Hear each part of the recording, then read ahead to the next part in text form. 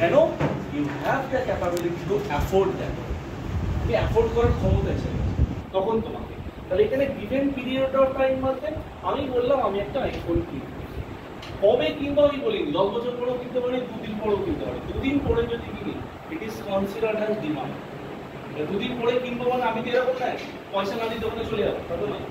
তাহলে আমার যদি অ্যাফোর্ড করার ক্ষমতা তবেই আমি বলছি। আর আমি 5 বছর পরে কিনবো, দ্যাট ইজ আমার একটা কি পরিস্থিতি আছে,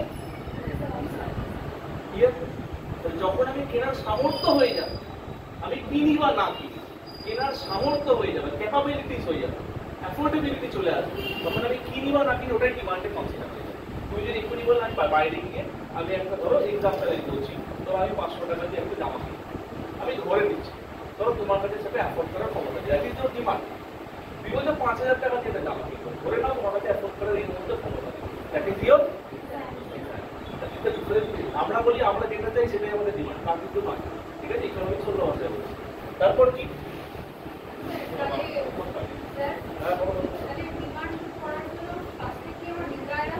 ডেফিনেটলি আগে ডিজায়ার আসতে হবে। তুমি ধরো আমি একটা জিনিস বলছি, তোমার পাশের বন্ধু আইফোন কিনতে চাইছো, ঠিক আছে, পাশের বন্ধু আইফোন কিনতে চাই, তুমি কিনতেই চাও না, তা তোমার কাছে তো আইফোন নেসেসারি না।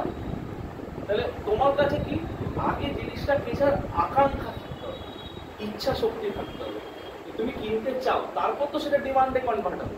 তুমি যেটা চাওই না সেটা প্রয়োজন আছে তোমার, ঠিক আছে। অনেকেই ভাবছে মার্কেটে নতুন জিনিস এসে চেনা চেনা নতুন মার্কেটে ফাটাফাটা জিনিস, এটা কেনার একটা ইচ্ছা, ঠিক আছে, তুমি করতেই চাও না ওরকম, তাহলে ওটা কি তোমার ডিমান্ডের মধ্যে আসবে না ডিজায়ারের মধ্যে আসবে? কোনোটাই নেই। তাহলে এটা পার্সন টু পার্সন ভ্যারি।